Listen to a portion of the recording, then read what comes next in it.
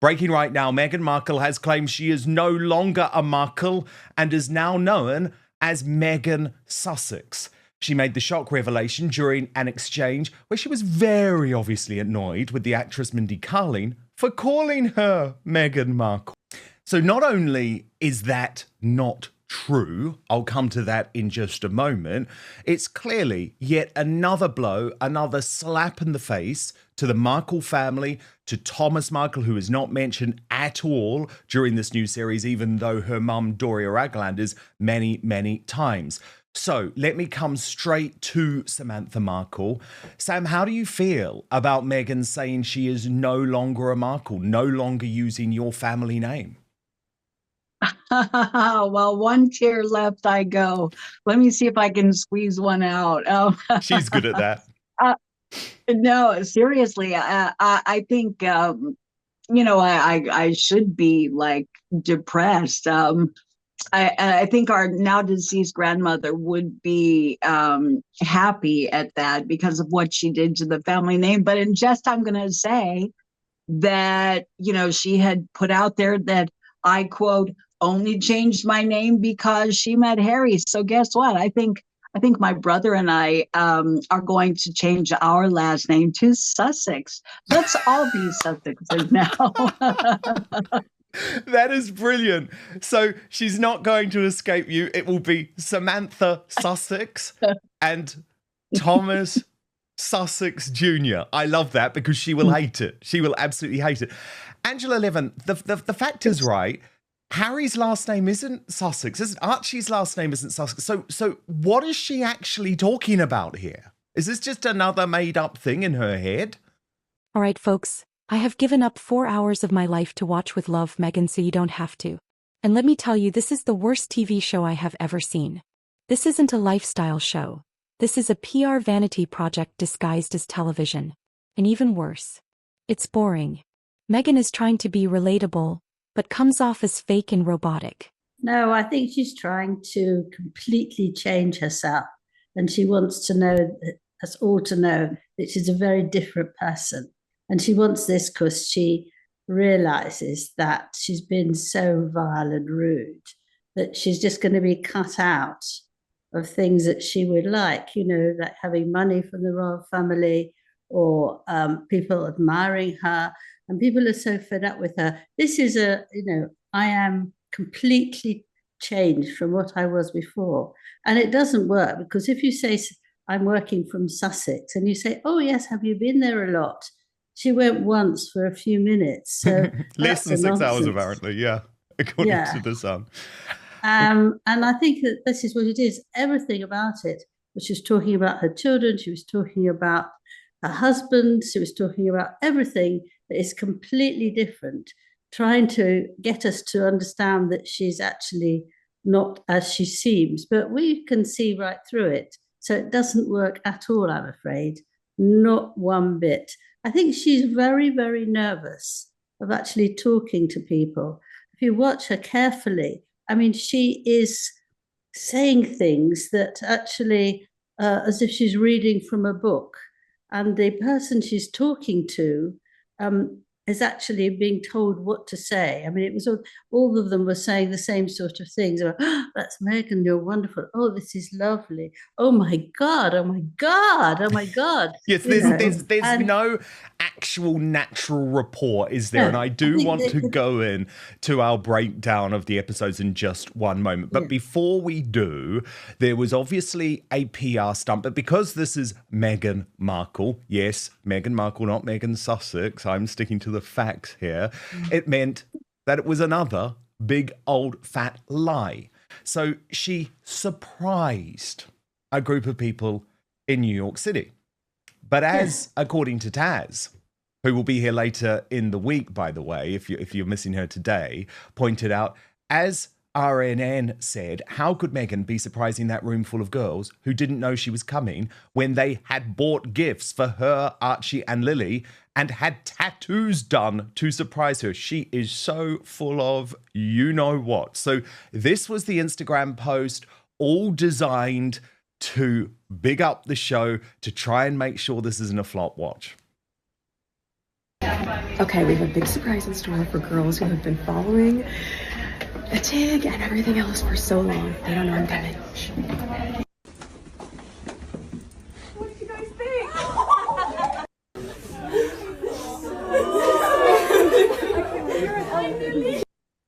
And there are the people who were clearly pretending to be surprised because there is no way that this was just some sort of freak occurrence. What are you doing, people? I mean, this is seriously where I'm like, you are certifiable. Apparently, that isn't one of those henna tattoos. That is genuine permanent ink. Oh my gosh. We knew. These are tiny. Are these from Earth Lily? Yes. Oh, sweet. And then, of course, wine. She likes a lot of wine. We do know that. We absolutely know that. There was a lot of alcohol during With Love Meghan. Believe me, I wish I could have had some because it was probably the only way I would have got through it. Then the group picture.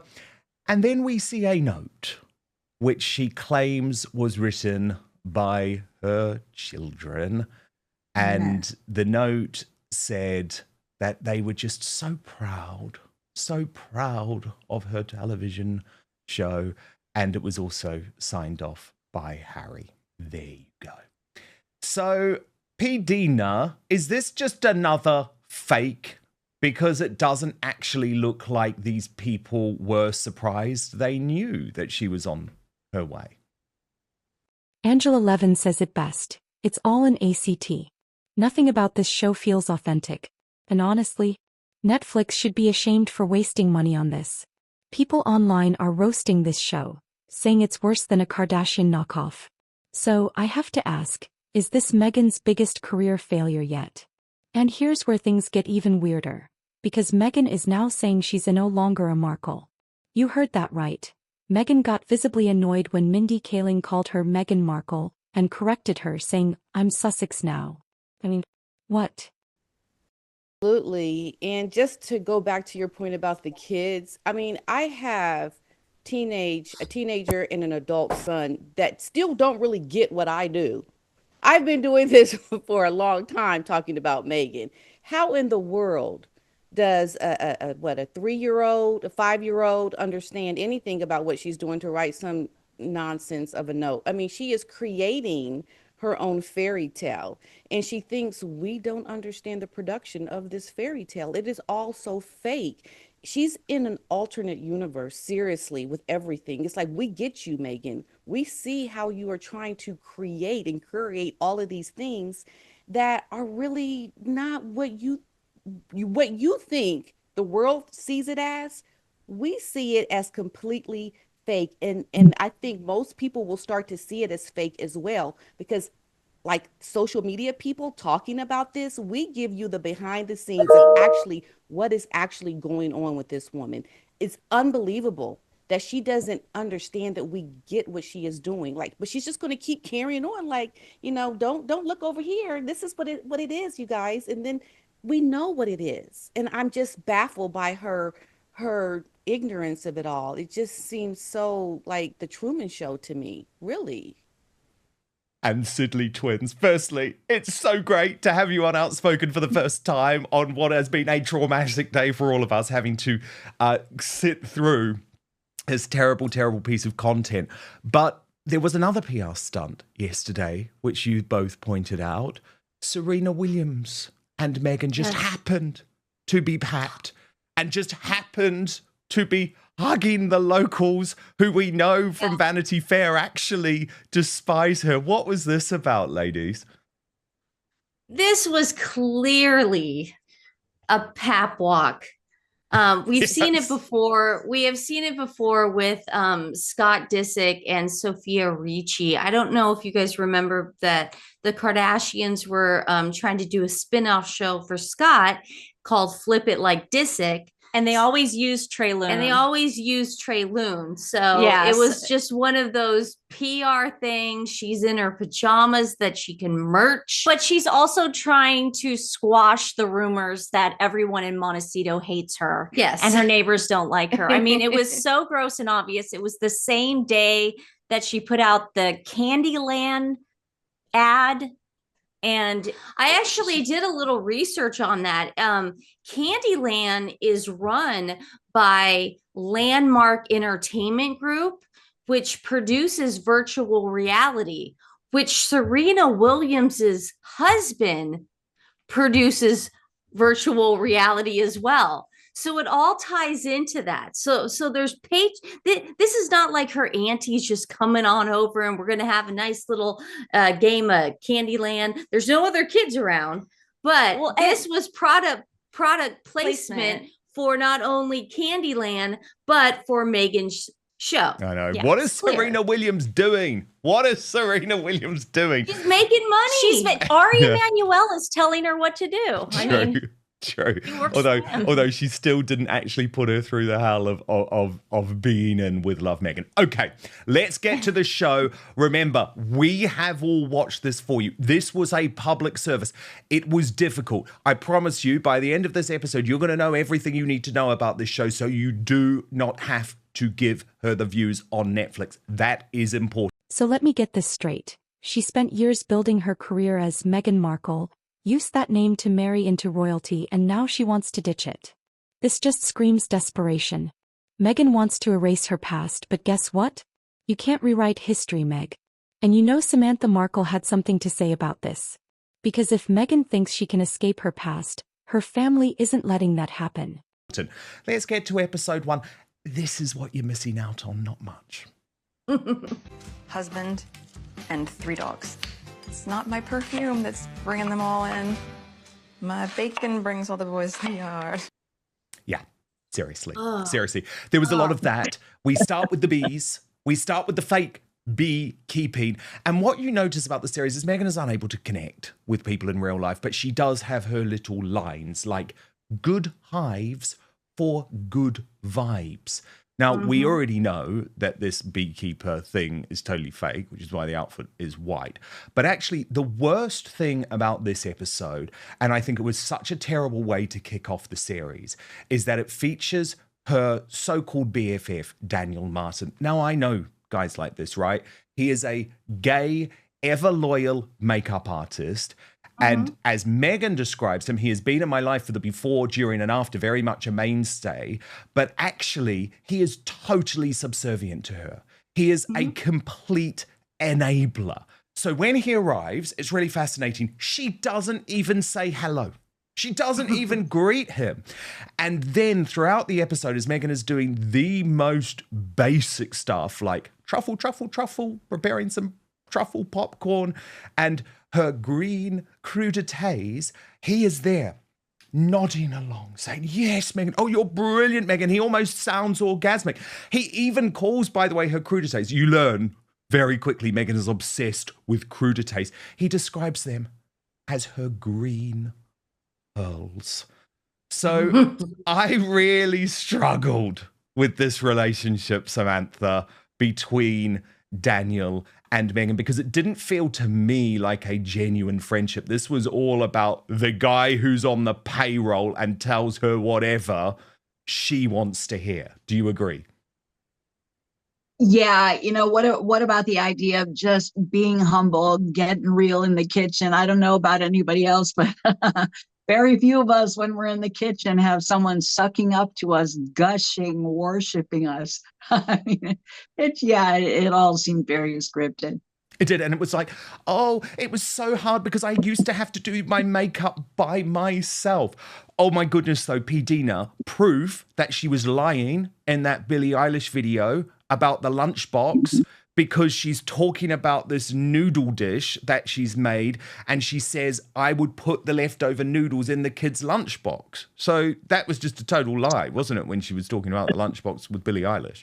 Well, I think she was referring to the lunchbox, like she might have said, is this a thing with Billie Eilish, which we later found out had to do with something sexual.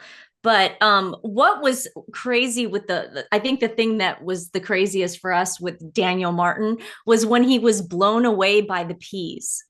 He was just blown away by the way she made peas. He's like, it looks like pearls. Yeah. And he goes, I'm going to gain 10 pounds from this. And then she goes, 10 pounds of joy. Oh, Meghan, stop, Meghan, stop. I know. There was another line, actually. There was another line, Angela, that he said, where he said, this looks so good. Everything's so caramelized and creamy. This is so beautiful for me. And then he said, this is effing good. He swore, and Meghan said, it's your choice of adjectives that I really appreciate. Samantha literally said, fine, then I'll be Samantha Sussex and my brother can be Thomas Sussex Jr. I mean, you have to admit, that's hilarious.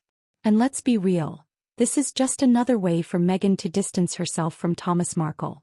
She barely mentions him in the Netflix show, but guess who does get plenty of screen time? Doria Ragland. I mean, come on, it's so obvious. This is Meghan's way of rewriting history to fit her Hollywood image. But is anyone actually buying it? Let's call this what it is. A rebranding strategy. Yeah, well, what I thought was completely ridiculous was that she cut these little tomatoes in half. Yes. And her whole thing was to give him a nice meal. And so she explained to him and anybody who was listening that you put the pasta on top of the tomato and then you put boiling water over it and you cook it. Well, really, I don't think people need to know how to boil some pasta. But she was so excited about it. And that was the sort of way of starting and going all the way through, that it was things that people knew all the time. If you want to do something with her like that, you want something that's stimulating, that you haven't done before, that actually has a new side to it. But this was pathetic to think that pasta with boiling hot water is the way to succeed in this world. And Sidley twins, we've got to talk about the cake, because Meghan admits that baking is not her favourite thing, but says, I'll do it for one of my favourite people. Daniel, the subservient gay BFF and makeup artist on the payroll, was the guy we learn who she took along to the wedding cake tasting, which shows how they few had to friends show she a picture actually of the has. cake. They had to show a picture of the wedding exactly, cake. the wedding. But Meghan's making this cake, guys, which she describes as the beautiful on the inside cake. What did you take from it? I liked when she cut like the top of it, and then she's like, he goes, is that edible? And she's like, yeah, you can eat it. It's cake. It's cake. Like, he didn't know the top of the cake was edible. Like, literally, like, can you eat that? He looked at Meghan like she was reinventing the wheel. Like, he had never seen anyone layer a cake before. It was the most basic thing I've ever seen. It had honey. And then he goes about the putting the frosting to make the raspberry stick, and he goes, well, won't that be tacky? And she goes, no, you won't even notice. It was, guys, it was. And then they put the flowers down, the greens. They got to put more greens down, and that elevated it. So the cake thing, Nancy and I were watching it, but we were laughing through the whole thing, obviously. You could actually just treat this as a comedy. Actually, there is an element of that. So that was episode 1. Let's move on to episode 2. Now, this is the biggest name of the series, Mindy Kaling of The Office fame. But we learn a little bit about their friendship, and we actually find out that they were not friends at all. The first time they met was for the interview for Meghan's flop podcast Archetypes. So that was completely misleading that these two are actually showbiz buddies. It sounds like this is only the second time they've met in person, the first being Archetypes, because Meghan describes her as her pen pal. And let's just say there was a breakdown in communication between these two. Zero chemistry. Meghan wants to erase everything before Harry, because she knows her past doesn't fit her new royal lifestyle guru persona. She wants to be Meghan Sussex when it benefits her, but let's not forget, she built her career off the Markle name. You don't just get to pick and choose when your past is convenient. And the public? They see right through it. People are saying, you can change your name, but you can't change the truth. And honestly, they're not wrong. Dina, this was bad, right? Oh my goodness. She is just so dry and so not interesting and flat. And you can't even get a good feeling of camaraderie with her. It seems so contrived and trying to be cool, but not cool, and just looking really like I think she's like a moron. I'm sorry to use that word, but I have this cringe with her that just makes me feel like you're not cool and you're not interesting. Not at all. Not at all. Now, there was something we saw Angela Levin during this episode, which was the new thing. Meghan's sort of bringing the crew into the conversation, feeding them blueberries, offering to make them a coffee. She says hostessing doesn't stop at one person. And the clear implication is she's trying to prove, I'm the nice girl. All of these rumors that I'm the Duchess dictator and that I have sent people into rehab and that I was bullying people in Buckingham Palace, none of them are true because I'm giving the crew all my lovely food. Did you buy it? No, I didn't buy it because each sentence you would do things like, this is such fun, such fun. I love fun. I love making friends. I mean, you don't say that at her age, do you? I mean, it's just a sort of a childish thing. And actually, she wasn't having fun. She was in a very strong concentration of getting all these things ready and in the right place. And the leaf must be in the left and the tomato in the right. And, it was very, very demanding. And she didn't want to know about anybody else. And she was sort of panicking to get it all done. So I thought it wasn't the least bit fun.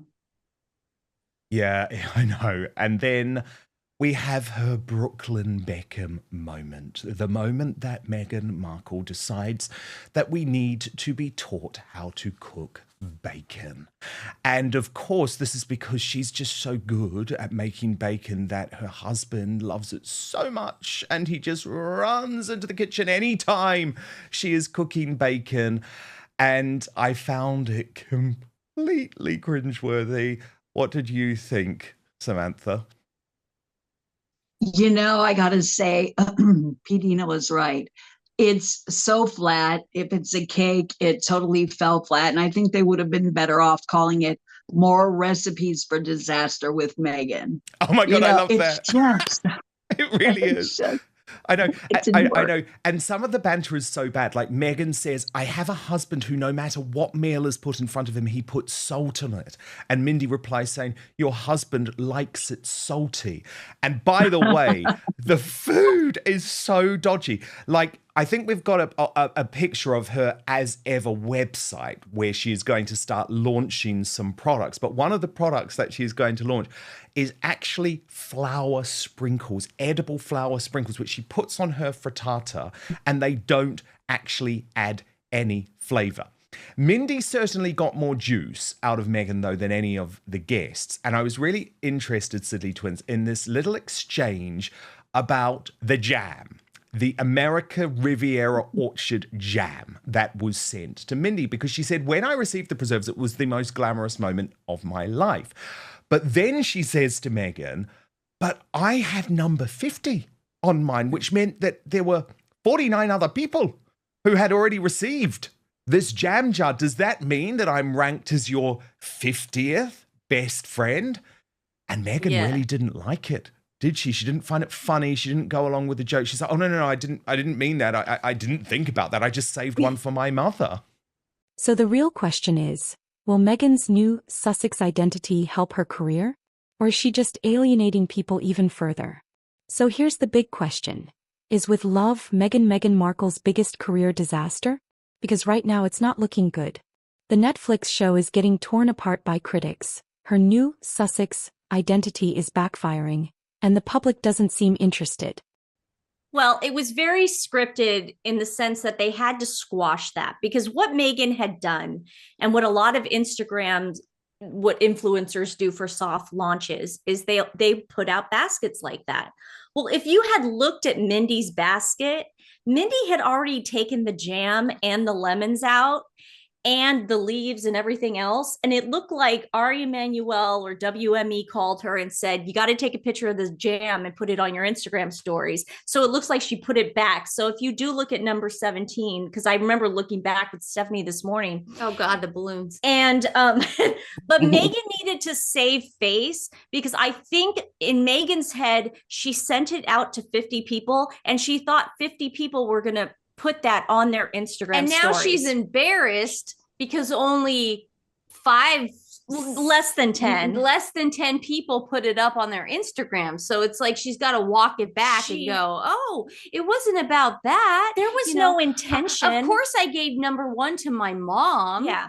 You know, it's just she was walking it all back because she's a huge failure. And yeah, I know it was so awkward. Also awkward, and I didn't like this Sam Markle, Meghan slagging off your father again. Certainly not doing it by name. I mean, it's as if he doesn't exist in her world. But she's talking about growing up, and she keeps going on and on and on about, I grew up with lots of takeaways. I just grew up with TV meals. We got no good food. Taco Bell, Jack in the Box. Firstly, Sam, is that true? And did you sense that it was just dig after dig after dig at your amazing dad?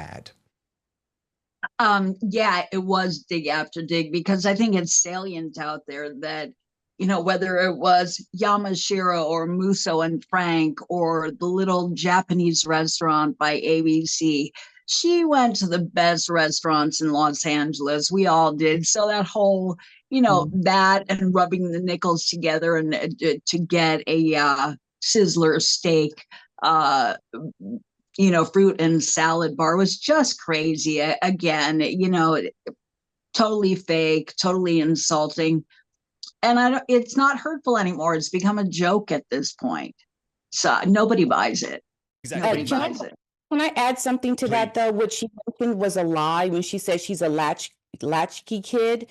A latchkey kid is a child that goes home alone by themselves to eat these TV dinners and things that she was saying, which is a lie. We know, because I spoke with her dad and he told me, I'm sure Samantha, of course you would know, that she would go to the set of Married with Children after school. She wasn't going home alone by herself. I mean, that's a blatant lie. She was not a latchkey kid. Yeah, really I know. Hanging out at ABC TV at studios is really depressing. I know, with your Emmy award-winning dad who got her break in showbiz. I mean, absolutely. But let's just constantly slag him off. 2 other moments in this interview. We do see the Harry home video from May 2020 when she's making the balloons and he says, "What's going on, my love?" And then we also have perhaps the most bizarre debate of the entire series, which is the Ladybird versus Ladybug debate, where Mindy Kaling says, "I'm just going to tell Harry he's completely wrong about it." What did you think, Angela Levin? Was that Meghan yet again throwing some shade at the United Kingdom that she despises so much? So, is this the end of Meghan's rebrand? Because at this point, can she even recover from this PR nightmare? Alright folks, that's it for today's reaction. If you enjoyed this breakdown, hit that like button, subscribe for more no BS commentary, and let's get the conversation going. Do you think Meghan's Netflix show is a total flop? And why is she suddenly trying to erase her own last name? Drop your thoughts in the comments below.